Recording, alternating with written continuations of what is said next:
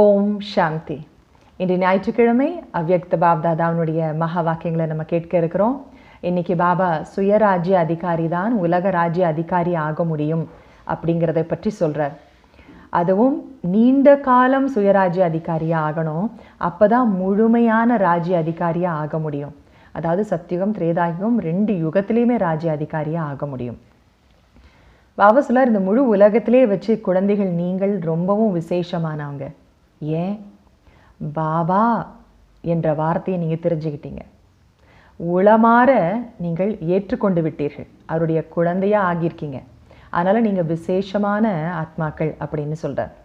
மேலும் பாபாங்கிற அந்த வார்த்தை ஒரு சாவியாக பயன்படுது. எதற்கு? எல்லா பொக்கிஷங்களையும் அனுபவம் செய்கிறதுக்கு. என்ன பொக்கிஷங்கள்?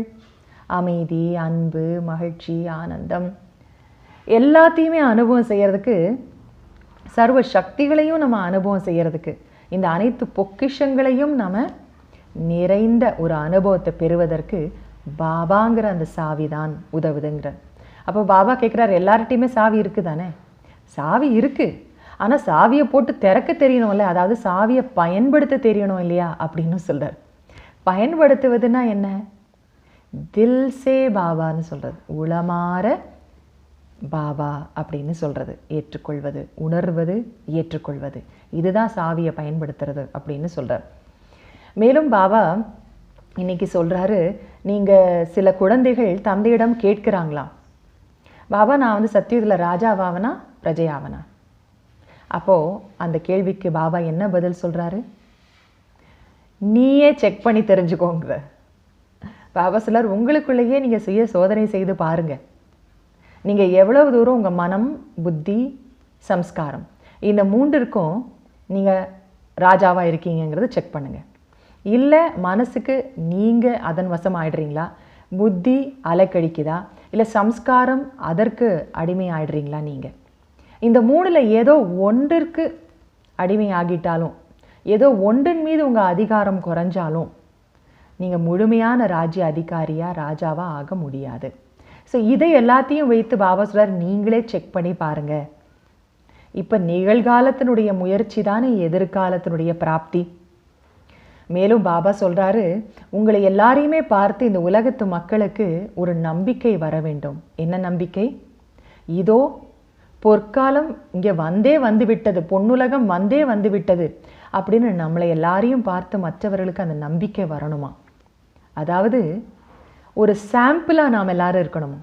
கோல்டன் ஏஜ் சத்தியுகத்தினுடைய ஒரு சாம்பிளை இங்கே நம்ம இடத்துல மற்றவர்கள் பார்க்கணும். அவ்வாறு நீங்கள் திகழ வேண்டும் அப்படின்னும் பாபா நமக்கு சொல்கிறாரு. வாங்க முரளியை முழுசாக கேட்போம். 22/11/2020 அவ்யக்த பாப்தாதா ரிவைஸ் ஆஃப் 21/1/1987. சுய ராஜ்ய அதிகாரியே உலக ராஜ்ய அதிகாரி.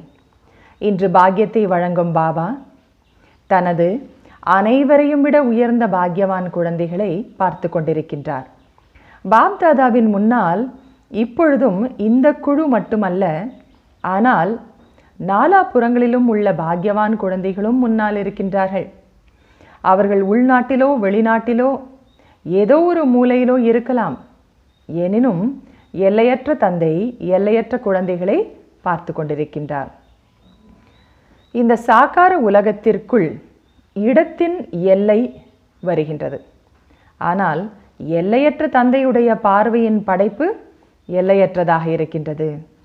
தந்தையின் பார்வையில் அனைத்து பிராமண ஆத்மாக்களின் படைப்பு அடங்கி இருக்கின்றது. அவருடைய திருஷ்டியினால் நாம் எல்லாரும் ஜென்மம் எடுத்திருக்கோம். எனவே பார்வையின் படைப்பில் அனைவரும் முன்னால் இருக்கின்றீர்கள். அனைத்து பாக்யவான் குழந்தைகளை பாக்ய விதாத்தா, அதாவது பாக்கியத்தை வழங்கும் வள்ளல் பகவான் பார்த்து பார்த்து மகிழ்ச்சி அடைகின்றார். நாம் எல்லாரும் எவ்வளோ பாக்கியசாலியாக இருக்கோன்னு அதை பார்த்து பாபா மகிழ்ச்சி அடைகிறார். குழந்தைகள் எப்படி தந்தையை பார்த்து மகிழ்ச்சி அடைகிறார்களோ அதே போல தந்தையும் அனைத்து குழந்தைகளையும் பார்த்து மகிழ்ச்சி அடைகின்றார். ஒவ்வொரு குழந்தையும் இந்த உலகத்தின் முன்னால் விசேஷ ஆத்மாக்களின் லிஸ்டில் இருக்கிறார்கள் என எல்லையற்ற தந்தைக்கு குழந்தைகளை பார்த்து ஆன்மீக போதையோடு பெருமிதம் இருக்கின்றது. ஒருவர் 16,000 மாலையின் கடைசி மணியாக இருக்கலாம். இருந்தும் தந்தையின் முன்னால் வருவதால், தந்தை உடையவராக மாறுவதனால் உலகத்திற்கு முன்னால் விசேஷ ஆத்மாவாக இருக்கின்றார். எனவே ஒருவரால் ஞானத்தின் விஸ்தாரத்தை கொஞ்சம் கூட அறிய முடியாமல் போகலாம். ஆனால் பாபா என்ற ஒரு சப்தத்தை, அதாவது வார்த்தையை உளமாற ஏற்றுக்கொண்டால், மேலும் உளமாற மற்றவர்களுக்கு சொன்னால் விசேஷ ஆத்மாவாக ஆகிவிடுவார். உலகின் முன்னால் மகான் ஆத்மா ஆகிவிடுவார்.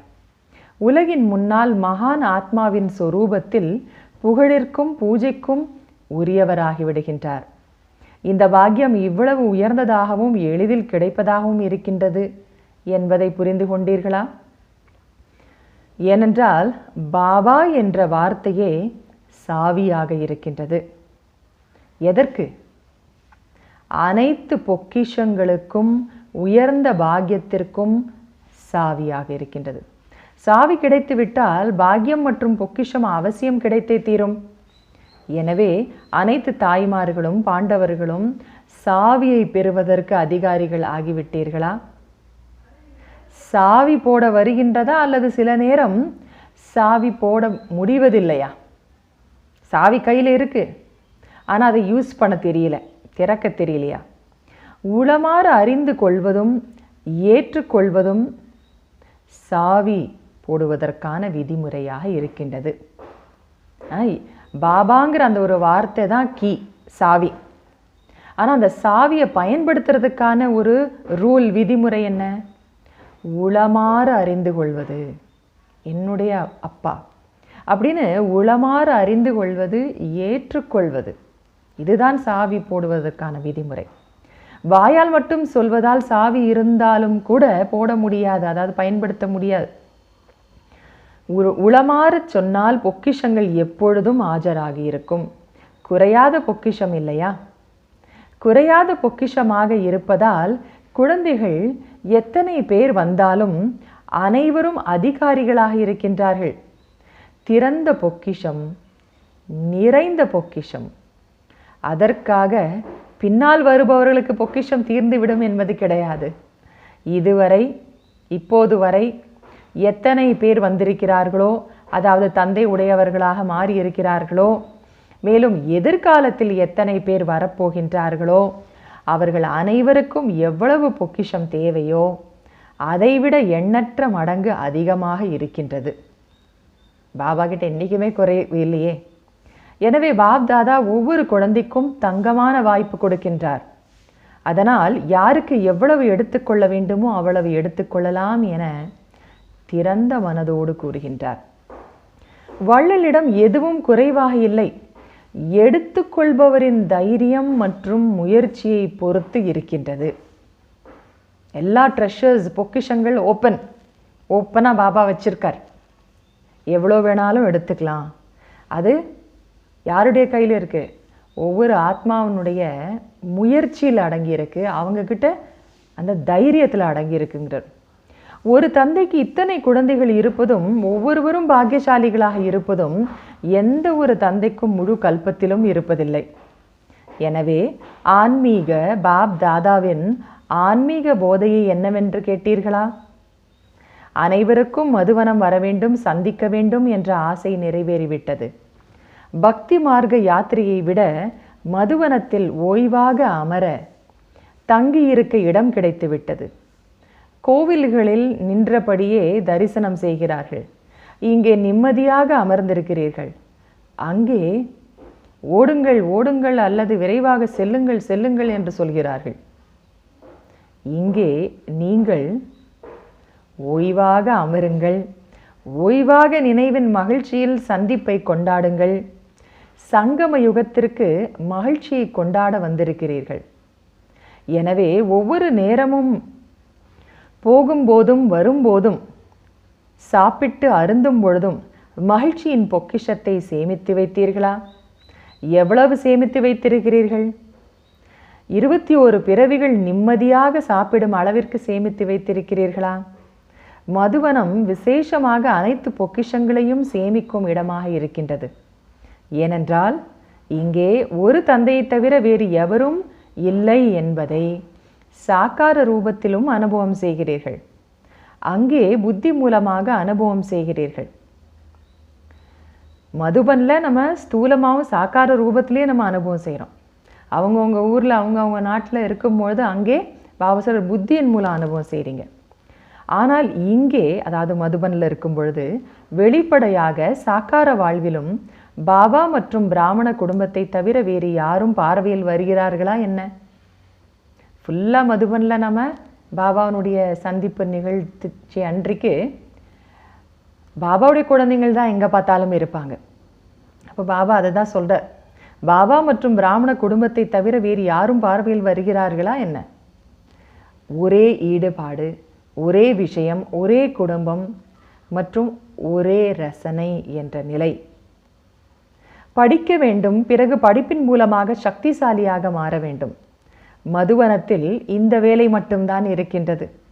எத்தனை வகுப்புகள் கிடைக்கின்றன! இங்கே விசேஷமாக சேமிப்பதற்கான சாதனம் கிடைக்கின்றது. எனவே எல்லோரும் ஓடி ஓடி வந்து சேர்ந்து விட்டீர்கள். சதா சுயராஜ்ய அதிகாரி நிலையில் முன்னேறிக்கொண்டே இருங்கள் என பாப்தாதா அனைத்து குழந்தைகளுக்கும் விசேஷமாக இந்த நினைவை கொடுக்கின்றார். சுயராஜ்ய அதிகாரி நிலையே உலக ராஜ்ய அதிகாரி ஆகுவதன் அடையாளமாக இருக்கின்றது. சில குழந்தைகள் தந்தையோடு மனம் திறந்து பேசும் பொழுது, நான் எதிர்காலத்தில் என்னவாக மாறுவேன், ராஜாவாக ஆகுவேனா அல்லது பிரஜை ஆவேனா என்று கேட்கிறார்கள். தன்னைத்தான் ஒரு நாளாவது சோதனை செய்தால், நான் ராஜா ஆவேனா அல்லது பணக்கார பிரஜையாக ஆவேனா அல்லது சாதாரண பிரஜை ஆவேனா என்பது தெரிந்துவிடும் என பாப்தாதா குழந்தைகளுக்கு பதில் சொல்கின்றார். பாபா கிட்ட கேட்டால் பாபா என்ன சொல்லுவார்? நீங்கள் உங்களை நீங்களே சோதனை பண்ணி பார்த்தீங்கன்னா உங்களுக்கு தெரிஞ்சிடும் நீங்கள் ராஜாவா பிரஜையான்னு. முதலில் அமிர்த வேளையில் இருந்து உங்கள் முக்கிய 3 வேலைகளை செய்யும் அதிகாரிகளை, உங்களுக்கு ஒத்துழைக்கும் துணைவர்களை சோதித்து பாருங்கள். பாபா சொல்லார், 3 முக்கியமான வேலை செய்யக்கூடியவங்க அதிகாரிகளை நீங்கள் செக் பண்ணுங்கள். உங்களுக்கு கீழே வேலை பண்ணுற அந்த அதிகாரிகளை யார்? அவர்கள் யார்? மனம் என்றால் எண்ணத்தின் சக்தி. 2வது புத்தி, அதாவது நிர்ணய சக்தி. 3வது கடந்த கால மற்றும் நிகழ்கால உயர்ந்த சம்ஸ்காரம். இந்த 3வரும் விசேஷமான வேலையாட்கள்.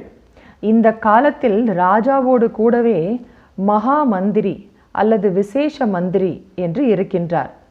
அவர்கள் ஒத்துழைப்போடு ராஜ்யத்தின் வேலைகள் நடக்கின்றன. சத்யுகத்தில் மந்திரி இருக்க மாட்டார், ஆனால் நெருங்கிய உறவினர்கள், துணைவர்கள் இருப்பார்கள். ஏதாவது ரூபத்தில் துணைவர் என உணருங்கள் அல்லது மந்திரி என உணருங்கள். ஆனால் இந்த 3வரும் சுயத்தின் அதிகாரப்படி நடக்கின்றார்களா? உங்களுடைய கம்பேனியன்ஸ், உங்களுடைய துணைவர்கள் அப்படின்னு சொன்னாலும் சரி, மனம் புத்தி சம்ஸ்காரத்தை, இல்லை உங்களுடைய வேலையாட்கள், இல்லை உங்களுடைய முக்கிய அதிகாரிகள், உங்களுக்கு கீழே வேலை செய்கிற முக்கிய அதிகாரிகள்னு சொல்லிக்கிட்டாலும் சரி, எப்படி இருந்தாலும் அந்த 3வரின் மீது உங்களுடைய ராஜ்யம் இருக்கா? சுயத்தின் ராஜ்யம் இருக்கின்றதா? அல்லது இவர்களின் அதிகாரப்படி நீங்கள் நடக்கிறீர்களா? மனம் உங்களை நடத்துகிறதா அல்லது நீங்கள் மனதை நடத்துகிறீர்களா? எது வேண்டுமோ, எப்பொழுது வேண்டுமோ அப்படியே எண்ணத்தை எழுப்ப முடிகின்றதா? எந்த எண்ணம் வரணும்னு நினைக்கிறோமோ, இப்படி தான் நான் இந்த எண்ணங்களை மட்டும்தான் நான் மனசில் கொண்டு வரணும், இதையே இந்த நேரத்தில் நினைக்க வேண்டும் அப்படின்னு சொன்ன உடனே அதை தான் வரணும். அதே எண்ணத்தை எழுப்ப முடிகின்றதா? எங்கே புத்தியை ஈடுபடுத்த விரும்புகின்றீர்களோ அங்கே ஈடுபடுத்த முடிகின்றதா? அல்லது ராஜாவான உங்களை அலைக்கழிக்கின்றதா புத்தி? சம்ஸ்காரம் உங்கள் வசத்தில் இருக்கின்றதா அல்லது நீங்கள் சம்ஸ்காரத்திற்கு வசமாகி இருக்கின்றீர்களா? என்ன பண்ணுறது, என்னுடைய சுபாவமே இப்படி தான், சம்ஸ்காரமே இப்படி தான் அப்படின்னு அதனுடைய வசப்பட்டுட்டீங்களா? இல்லை, சம்ஸ்காரம் உங்கள் வசத்தில் இருக்கா? ராஜ்யம் என்றால் அதிகாரம். ராஜ்ய அதிகாரி எந்த சக்திக்கு எந்த நேரம் எந்த கட்டளை கொடுக்கின்றாரோ அது அதே விதிப்படி காரியத்தை செய்கின்றதா, அல்லது நீங்கள் ஒரு விஷயத்தை சொல்ல அது வேறு ஒன்றை செய்கின்றதா? ஏனென்றால் நிரந்தர யோகி, அதாவது சுயராஜ்ய அதிகாரியாக மாறுவதற்கு விசேஷமான சாதனமாக இருப்பது மனம் மற்றும் புத்தி. மந்திரமே மன் மனாபவ என்பதுதான். மன் மனாபவ அப்படின்னா மனதை என்னிடத்தில் வை, மனதால் என்னை நினைவு செய். அப்போ மந்திரமே எதற்காக? மனதிற்காக தான் சொல்லப்பட்டிருக்கு. யோகத்தை புத்தி யோகம் என்று சொல்கிறார்கள். எனவே இந்த விசேஷ ஆதார தூண்கள் உங்கள் அதிகாரத்தில் இருக்கின்றதா? விசேஷ ஆதார தூண்கள் எது? மனம் மற்றும் புத்தி. இது ரெண்டுமே உங்கள் அதிகாரத்தில் இருக்கான்னு கேட்குறார். அல்லது சில நேரம் இருக்கின்றது, சில நேரம் இருப்பதில்லை. ஒரு நேரம் இருக்கின்றது, அதாவது உங்களுடைய அதிகாரத்தில் இருக்கு, மறுநேரம் இருப்பதில்லை.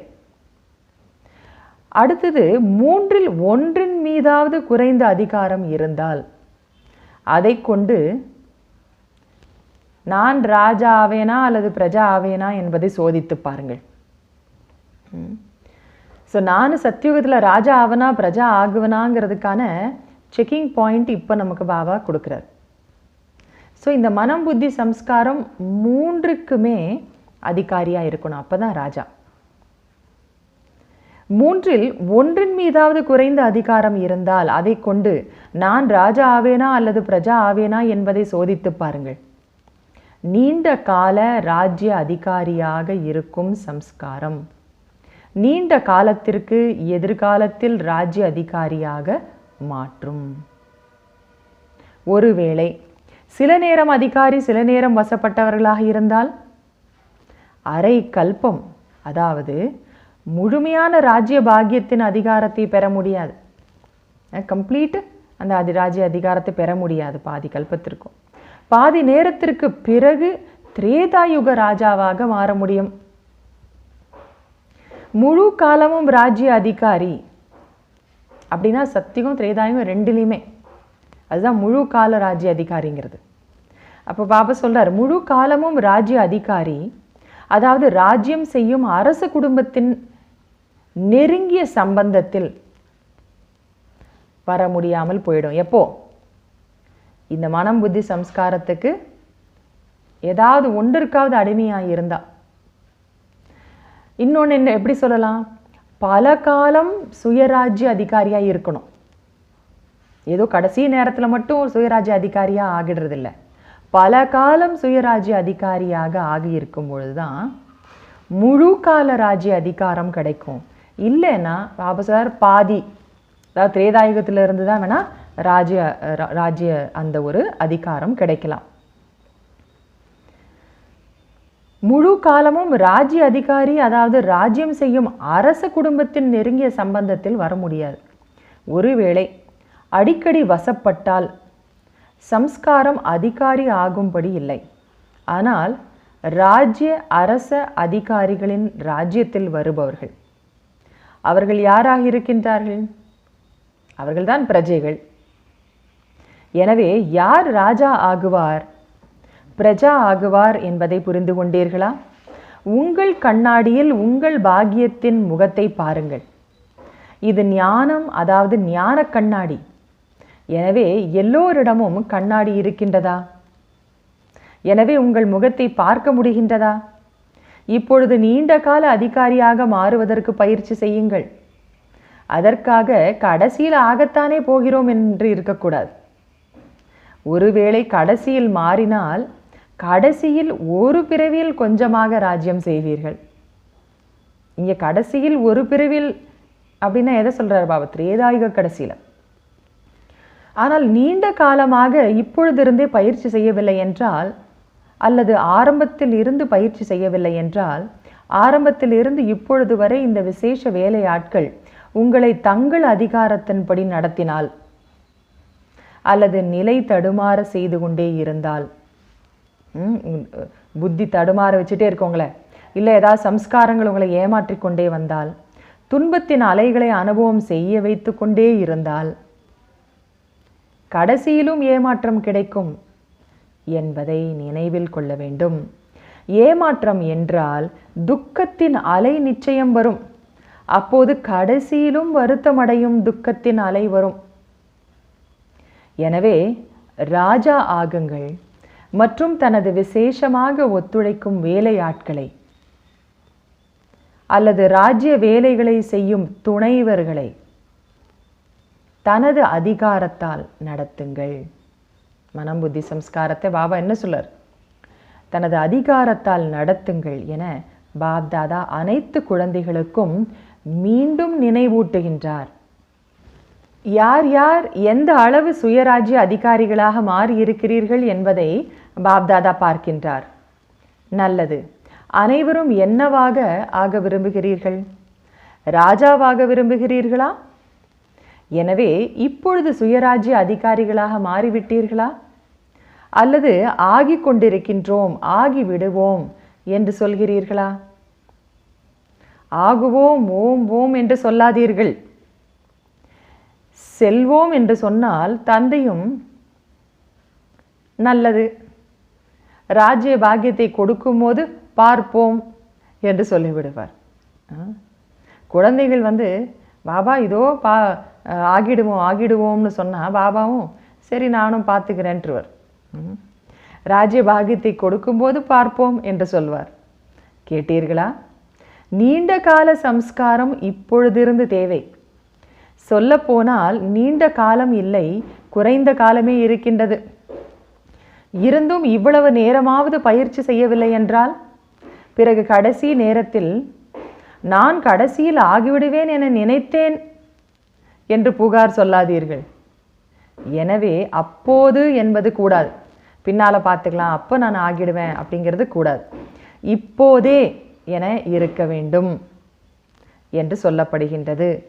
பிறகு எப்போதாவது நடக்கும் என்பது கூடாது. இப்போதே நடக்க வேண்டும், ஆகியே தீர வேண்டும். தன் மீது ராஜ்யம் செய்யுங்கள். தன்னோடு இருப்பவர் மீது ராஜ்யம் செய்ய ஆரம்பிக்க வேண்டாம். யாருக்கு தன் மீது ராஜ்யம் இருக்கின்றதோ அவர் முன்பாக இப்போதும் ஸ்நேகத்தின் காரணத்தினால் அனைத்து துணைவர்களும், அவர்கள் லௌகீகமாக இருந்தாலும் அலௌகீகமாக இருந்தாலும் அனைவரும் அப்படியே செய்கின்றேன், ஏற்றுக்கொள்கின்றேன் என்று சொல்லி துணைவராக மாறியிருக்கிறார்கள். சிநேகியாகவும் துணையாகவும் மாறி அப்படியே செய்கிறேன் என்ற பாடத்தை நடைமுறையில் செய்து காட்டுகின்றார்கள். பிரஜைகள் எப்படி ராஜாவிற்கு ஒத்துழைப்பவராக இருக்கிறார்களோ, அன்பு காட்டுகிறார்களோ, அதே போல உங்கள் அனைத்து கர்மேந்திரியங்களும், புலன்கள், மனம் புத்தி சம்ஸ்காரம் எல்லாமே, கர்மேந்திரியங்களும் விசேஷ சக்திகளும் சதா உங்களுடைய சிநேகியாக ஒத்துழைப்பவராக இருக்கும். மேலும் அதன் பிரபாவம் சாக்காரத்தில் உங்கள் சேவையின் துணைவர்களிடமும் லௌகீக உற்றார் உறவினரிடமும் ஏற்படும். தனக்குத்தானே ராஜாவாக இருக்கும் பொழுது, நல்லபடியாக அந்த சுய ராஜ்யத்தை ஆட்சி செய்யும் பொழுது பாபா சொல்றாரு, உங்கள் லௌகீகத்தில் இருக்கக்கூடிய உற்றார் உறவினர், அதுக்கப்புறம் பாபாவுடைய சேவையில் உங்களுக்கு துணையாக இருக்கக்கூடியவங்க எல்லோருக்குமே அந்த பிரபாவம் ஏற்படும். அவர்களும் ஒத்துழைப்பவர்களாக ஆகுவாங்க. சுயம் உங்கள் கர்மேந்திரியங்களை கட்டுக்குள் வையுங்கள். தெய்வீக குடும்பத்தில் அதிகாரியாகி கட்டளையிடுவது என்பது நடக்க முடியாது. தான் தன்னுடைய கர்மேந்திரியங்களை கட்டுப்பாட்டுக்குள்ள வைங்கிறார். அப்போது நீங்கள் கட்டளையிடுவதற்கு முன்பாகவே அனைத்து துணைவர்களும் உங்கள் காரியத்தில் ஒத்துழைப்பு கொடுப்பார்கள். நமக்கு நாமே ராஜாவாக இருந்தால் போதும், ஆட்டோமேட்டிக்காக நம்ம கூட இருக்கிறவங்க அவங்களும் நமக்கு கோஆப்ரேஷன் கொடுத்துடுவாங்க. நம்ம சொல்கிறதுக்கு முன்னாடியே தாமாகவே ஒத்துழைப்பு கொடுப்பார்கள். கட்டளையிட வேண்டிய அவசியம் இருக்காது. தாமே தனது ஒத்துழைப்பை வழங்குவார்கள். ஏனென்றால் நீங்கள் சுயராஜ்ய அதிகாரியாக இருக்கிறீர்கள். ராஜா என்றால் வள்ளல். எனவே வள்ளலுக்கு சொல்ல வேண்டியதாக இருக்காது, அதாவது கேட்க வேண்டியதாக இருக்காது. எனவே அப்படிப்பட்ட சுயராஜ்ய அதிகாரியாக மாறுங்கள். நல்லது. இந்த மேளாவும் நாடகத்தில் நிச்சயிக்கப்பட்டிருந்தது. ஆஹா டிராமா என்று சொல்கிறீர்கள் தானே? மற்ற மனிதர்கள் சில நேரம் ஐயோ டிராமா என்று சொல்வார்கள், சில நேரம் ஆஹா டிராமா என்று சொல்வார்கள். மேலும் நீங்கள் சதா என்ன சொல்கிறீர்கள்? ஆஹா டிராமா ஆஹா. ஏனென்றால் பிராப்தி கிடைக்கின்றது தானே. எனவே பிராப்திக்கு முன்பாக எதுவும் கடினமாக இருக்காது. அதே போல எப்போது இத்தனை உயர்ந்த குடும்பத்தை சந்திக்கும் பிராப்தி கிடைக்கின்றதோ அப்பொழுது எந்த கடினமும் கஷ்டமாக இருக்காது. எந்த கஷ்டமுமே பாபா சொல்றாரு கடினமாக இருக்காது. கடினமாக இருக்கின்றதா? சாப்பிடுவதற்கு காத்திருக்க வேண்டி இருக்கிறது. கூட்டம் நிறையா இருக்கும் பொழுது, சாப்பிடும் பொழுது பிரபுவின் குணத்தை பாடுங்கள். மேலும் வரிசையில் நிற்கும் போதும் பிரபுவின் குணத்தை பாடுங்கள். பாபாவுடைய மகிமையை நீங்கள் பாடுங்க அப்படின்னா என்ன அர்த்தம்? மனசுக்குள்ள அவருடைய மகிமையை நினைச்சிட்டே லைன்ல நிற்கணுங்கிறார் பாபா. இந்த வேலை தான் செய்ய வேண்டும். இதுவும் ஒத்திகை நடக்கின்றது. இப்போது இது ஒன்றுமே கிடையாது. இப்போது இன்னும் வளர வேண்டும். இப்படி வளைந்து கொடுக்கும் பழக்கத்தை ஏற்படுத்துங்கள். இது 1987 பாபா சொல்றார். அப்போ 5000 பேர் பாபா மிலனுக்கு வருவாங்க. அதையே கூட்டம் நீங்கள் எல்லாரும் அட்ஜஸ்ட் பண்ணிக்கணும் அப்படின்னு பாபா சொல்றார். இப்போ எவ்வளோ பேர் நம்ம ஒன்று கூடுறோம்? 20000 பேர், 28000 பேர், இப்படிலாம். அப்போ பாபா 87 சொல்லிட்டார், இதெல்லாம் ஒன்றுமே கிடையாது, இன்னும் வளரும். அதனால் வளைந்து கொடுக்கக்கூடிய பழக்கத்தை ஏற்படுத்திக்கோங்க. நேரம் எப்படியோ அப்படி தன்னைத்தான் நடத்த முடிய வேண்டும். எனவே தரையில் தூங்கும் பழக்கமும் ஏற்பட்டு விட்டது தானே. அதற்காக கட்டில் கிடைக்கவில்லை என்றால் தூக்கம் வருவதில்லை என்பது கூடாது. கூடாரத்திலும் இருக்கும் பழக்கம் வந்துவிட்டது தானே. நன்றாக இருக்கின்றதா? குளிர் ஒன்றும் அடிக்கவில்லையே. இப்பொழுது அபு முழுவதும் கூடாரம் போடலாமா? கூடாரத்தில் தூங்குவது நன்றாக இருக்கிறதா? அல்லது அறை வேண்டுமா? ரூம் வேணுமா? முதலில் எப்பொழுது பாகிஸ்தானில் இருந்தீர்களோ அப்பொழுது மகாரதிகள் தரையில் தூங்க வைக்கப்பட்டது நினைவிருக்கின்றதா? யார் பெயர் பெற்ற மகாரதிகளாக இருந்தார்களோ அவர்களை ஹாலில் 3 அடி இடம் கொடுத்து தூங்க வைத்தார்கள். பிறகு பிராமண குடும்பம் வளர்ச்சி பெற்ற பொழுது எங்கிருந்து ஆரம்பமானது? கூடாரத்திலிருந்து தான் ஆரம்பம் செய்யப்பட்டது. முதலில் யார் வந்தார்களோ அவர்களும் கூடாரத்தில் தான் இருந்தார்கள். கூடாரத்தில் இருந்தவர்கள் செயின்ட் ஆகிவிட்டார்கள், மகான் ஆகிவிட்டார்கள் என்றார் பாபா. என்ன சொல்லாரு? டென்ட்டில் இருந்தவங்கலாம் செயின்ட்னு பாபா அவங்களுக்கு பட்டம் கொடுக்கிறார், மகான். சாக்கார பாகம் இருந்த பொழுதும் கூடாரத்திலேயே இருந்தார்கள். எனவே நீங்கள் எல்லோரும் அதை அனுபவம் செய்வீர்கள் தானே. எனவே அனைவரும் ஒவ்வொரு விதத்திலும் மகிழ்ச்சியாக இருக்கிறீர்களா? நல்லது. பிறகு இன்னும் 10,000 பேரை வரவழைத்து கூடாரம் கொடுப்போம், ஏற்பாடு செய்வோம். எல்லோரும் குளிப்பதற்கான ஏற்பாடுகளை நினைக்கிறீர்கள், அதுவும் நடந்துவிடும். ப்ராக்டிக்கலாக நம்ம பார்க்குறோம். மதுபன் எவ்வளோ ஒரு எல்லையற்ற ஒரு வீடாக இருக்குது. குழந்தைங்களுக்கு எல்லா வசதியும் கிடச்சிருக்கு. பாபா முன்னமே சொல்லிட்டார் அது எல்லாமே நடந்துடும்னு. நினைவிருக்கிறதா? இங்கே ஹால் கட்டும்பொழுது எல்லோரும் என்ன சொன்னார்கள்? இத்தனை குளிக்கும் இடங்களை என்ன செய்வார்கள்? இந்த லட்சியத்தோடு இது உருவாக்கப்பட்டது. இப்போது குறைந்து விட்டது தானே. எவ்வளவு உருவாக்கினாலும் அது குறைந்ததே ஆகும்ன்றது. எவ்வளோ பெருசாக கட்டினாலும் அது சின்னதாயிடும். ஏன்னா அவ்வளோ பாபா குழந்தைகள் இன்க்ரீஸ் ஆகிட்டே இருக்காங்க. கடைசியில் எல்லையற்ற நிலைக்கு போக வேண்டும். நல்லது. எல்லா விதமான குழந்தைகளும் வந்து சேர்ந்திருக்கிறீர்கள். எனவே இந்த எல்லையற்ற ஹாலும் அலங்கரிக்கப்பட்டு விட்டது. கீழேயும் அமர்ந்திருக்கிறார்கள். அதாவது ஓம் சாந்தி பவனில் பாபா அருளிய முரளி இது 87க்கும் போது ஓம் சாந்தி பவனில் அவ்வளோ பேரை உட்காந்துருக்காங்க, தரையில் உட்காந்துருக்காங்க. ஒரு சில பேர் ஹிஸ்ட்ரி ஹாலில், மெடிடேஷன் ஹால்லையும் உட்காந்து பாபா மிலன் அந்த டைமில் பண்ணிட்டு இருந்திருக்காங்க. அதுதான் பாபா சொல்லார், கீழேயும் அமர்ந்திருக்கிறார்கள் அப்படின்னு சொன்னால் ஹிஸ்ட்ரி ஹால், மெடிடேஷன் ஹால், இந்த மாதிரி வேறு வேறு இடங்களில் முரளி கேட்டுட்ருக்காங்க. பாபா சொல்லார், இந்த வளர்ச்சி ஏற்படுவதும் பாக்கியத்தின் அடையாளமாக இருக்கின்றது. வளர்ச்சி ஏற்பட்டு விட்டது. எனினும் விதிப்படி நடக்க வேண்டும். அதற்காக இங்கே மதுவனத்திற்கு வந்துவிட்டோம், பாபாவையும் பார்த்து விட்டோம், மதுவனத்தையும் பார்த்து விட்டோம், இப்போது எப்படி வேண்டுமோ அப்படி நடப்போம் என்பது கூடாது. பக்தியில தான் அப்படி. யாத்திரை போயிட்டு வந்துட்டா அதுக்கப்புறம் விரதத்தெல்லாம் ஒன்றும் கடைபிடிக்க வேண்டியதில்லைன்னு. ஆனால் பாபா சொல்லாரு அப்படி இங்கே கிடையாது. ஏனென்றால் பல குழந்தைகள் அப்படி செய்கிறார்கள். எதுவரை மதுமனம் வர அனுமதி கிடைக்கவில்லையோ அதுவரை நன்றாக உறுதியாக இருக்கிறார்கள். எல்லா பிரின்சிபல்ஸ்லையும் உறுதியாக இருக்காங்க. பிறகு மதுவனத்தை பார்த்த பிறகு கொஞ்சம் கவனக்குறைவாக மாறிவிடுகிறார்கள். எனவே கவனக்குறைவாக மாறக்கூடாது. பிராமணர் என்றால் பிராமண வாழ்வு, அதாவது வாழ்க்கை. எனவே வாழ்க்கை என்பது வாழும் வரை இருக்கின்றது. பிராமண வாழ்க்கையாக மாற்றிவிட்டீர்கள் தானே? அல்லது கொஞ்ச நேரத்திற்கு பிராமணராக மாறி இருக்கிறீர்களா? சதா உங்கள் பிராமண வாழ்வின் சிறப்புகளை கூடவே வைத்திருக்க வேண்டும். ஏனென்றால் இந்த சிறப்புகளால் தற்காலமும் உயர்ந்ததாக இருக்கும், எதிர்காலமும் சிறந்ததாக இருக்கும். நல்லது. மீதம் என்ன இருக்கின்றது? டோலி, வரதானம். வரதானம் என்ன? நீங்கள் வரமளிப்பவரின் குழந்தையாகிவிட்டீர்கள்.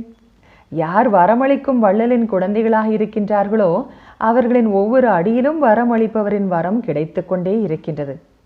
வரதானங்களே உங்கள் வளர்ப்பாக இருக்கின்றது. வரதானங்களின் வளர்ப்பினால் வளர்ந்து கொண்டிருக்கின்றீர்கள். இல்லையென்றால் யோசித்து பாருங்கள்.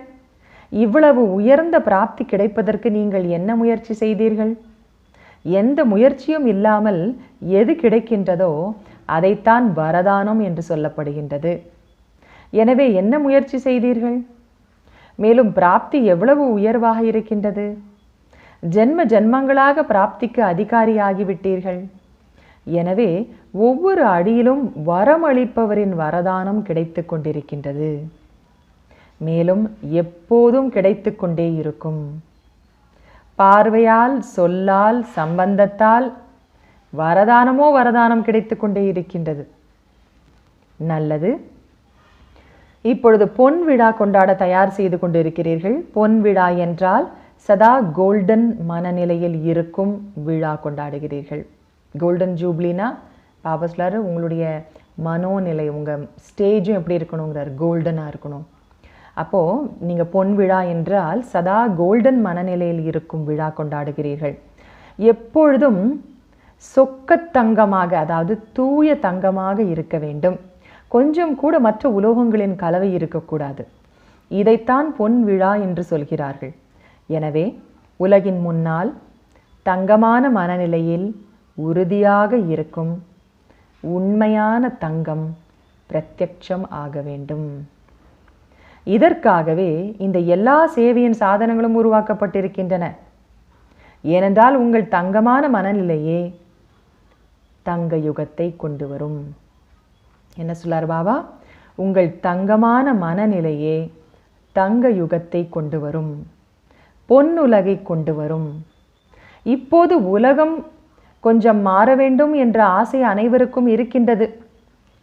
எனவே சுய மாற்றத்தின் மூலமாக உலக மாற்றத்தை கொண்டு வரும் விசேஷ ஆத்மாக்களாக இருக்கின்றீர்கள். உங்கள் எல்லோரையும் பார்த்து இப்போது உண்மையாகவே பொன்னுலகம் வந்துவிட்டது என்ற நிச்சயம் ஏற்பட வேண்டும். அவசலர் உங்களை எல்லாரும் மற்றவர்கள் உலகத்தார் பார்க்கும்போது, உங்களை இங்கே வந்து பார்க்கும்போது, இதோ உண்மையாகவே பொன்னுலகம் வந்தே விட்டது அப்படின்னு அவங்க மனசில் அந்த நம்பிக்கை வரணுமா, நல்ல நம்பிக்கை ஏற்பட வேண்டும். சாம்பிள் பார்த்து இது நல்ல பொருள் என்ற நம்பிக்கை வருகிறது தானே. ஒரு சாம்பிள் பார்த்து என்ன செய்வாங்க? இந்த சாம்பிள் நல்லா இருக்குது, இது நல்ல பொருள். அதே மாதிரி பாபா சொல்லார், நாம் எல்லாரும் யாரும் சாம்பிள்ஸ். எதுக்கான சாம்பிள்? கோல்டன் ஏஜ் இப்படி தான் இருக்கும் அப்படின்னு நாம் இங்கே சாம்பிள் காமிக்கணுமா. ஒரு உதாரணம், சாம்பிளை பார்த்து இது நல்ல பொருள் என்று நம்பிக்கை வருகின்றது தானே. எனவே பொன்மயமான உலகத்திற்கு நீங்களே சாம்பிளாக இருக்கின்றீர்கள், பொன்னான மனநிலை உடையவர்கள். எனவே சாம்பிளான, அதாவது உதாரணமான உங்களை பார்த்து ஆமாம், சாம்பிள் தயாராக இருப்பதால் நிச்சயம் அப்பேற்பட்ட உலகம் வந்தே வந்துவிட்டது என்ற நம்பிக்கை வர வேண்டும். அப்படிப்பட்ட சேவை பொன்விழாவில் செய்வீர்கள் தானே? நம்பிக்கை இழந்தவர்களுக்கு நம்பிக்கை கொடுப்பவர்களாக மாற வேண்டும். நல்லது. சுயராஜ்ய அதிகாரிகளுக்கு அனைத்து நீண்ட கால அதிகாரத்தை பிராப்தி பெற பயிற்சி செய்யும் ஆத்மாக்களுக்கு, அனைத்து உலகின் விசேஷ ஆத்மாக்களுக்கு, அனைத்து வரமளிப்பவரின் வரத்தால் வளரும் உயர்ந்த ஆத்மாக்களுக்கு பாப் தாதாவின் அன்பு நினைவுகள் மற்றும் நமஸ்காரம். இன்றைய வரதானம், பாபா இன்னைக்கு சைத்தன்ய லைட் ஹவுஸ் மைட் ஹவுஸாக ஆகுங்கிற வரம் நமக்கு கொடுக்குறார். எப்படி நம்ம சைத்தன்யம்னா என்ன? உயிருள்ள லைட் ஹவுஸ் மைட் ஹவுஸாக எப்படி ஆகிறது? அதற்கான யுக்தி பாபா இன்னைக்கு என்ன சொல்கிறாரு? வாங்க நம்ம வரதானம் கேட்கலாம். இன்றைய வரதானம், அலைந்து கொண்டிருக்கும் ஆத்மாக்களுக்கு சரியான இலக்கை காட்டும் சைத்தன்ய லைட் மைட் ஹவுஸ் ஆகுக. அலைந்து கொண்டிருக்கும் ஆத்மாக்களுக்கு சரியான இலக்கை காட்டும் சைத்தன்ய லைட் மைட் ஹவுஸ் ஆகுக. எந்த ஒரு அலைந்து கொண்டிருக்கும் ஆத்மாவிற்கும் சரியான இலக்கை காட்டுவதற்கு சைத்தன்ய லைட் மைட் ஹவுஸ் ஆகுங்கள். இதற்காக 2 விஷயங்களை கவனத்தில் கொள்ளுங்கள். 1, ஒவ்வொரு ஆத்மாவின் விருப்பத்தை அறிய வேண்டும். நன்கு நாடி பார்க்கும் ஒருவரையே நல்ல டாக்டர் என்று சொல்வார்கள். அதே போல கண்டறியும் சக்தியை சதா பயன்படுத்துங்கள். அதனால் லைட் ஹவுஸ் மைட் ஹவுஸ் ஆகிறதுக்கு எந்த ஒரு முதல் விஷயத்தில் கவனம் வைக்கணும்? பகுத்தறியும் சக்தி. அந்த ஆத்மாவுக்கு என்ன தேவை அப்படிங்கிறத கண்டறியும் சக்தியை நாம் பயன்படுத்தணும். 2வது, சதா தன்னிடம் அனைத்து பொக்கிஷங்களின் அனுபவத்தை சரியாக வைத்திருங்கள். பொக்கிஷம் ஒவ்வொன்றையுமே நாம் அனுபவம் செய்து அனுபவசாலிகளாக நம்ம இருக்கணும். அப்போ தான் நம்ம லைட் ஹவுஸ் மைட் ஹவுஸ் ஆகிறோம். அதில் என்ன சொல்லார் பாபா? சதா தன்னிடம் அனைத்து பொக்கிஷங்களையும் அனைத்து பொக்கிஷங்களின் அனுபவத்தை சரியாக வைத்திருங்கள். சொல்லக்கூடாது, ஆனால் அனைத்து சம்பந்தங்களையும் அனைத்து சக்திகளையும் அனுபவம் செய்ய வேண்டும் என்ற லட்சியம் எப்பொழுதும் இருக்க வேண்டும். ஸ்லோகன், மற்றவர்களை சரி செய்வதற்கு பதிலாக ஒரு தந்தையோடு சரியான கனெக்ஷன் வையுங்கள். மற்றவர்களை கரெக்ட் பண்ணுறதுக்கு பதிலாக ஒரு தந்தையோடு சரியாக கனெக்ஷன் வையுங்கள். ஓம் சாந்தி.